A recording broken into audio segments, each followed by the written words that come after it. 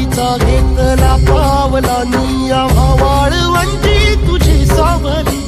गळा भेट घेण्या भीमेची निघाली तुझ्या नाम घोषात इंद्रायणी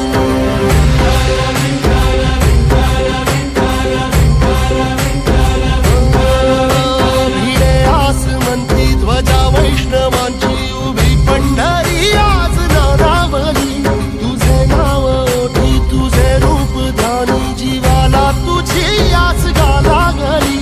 जरी बाप साऱ्या जगाचा परी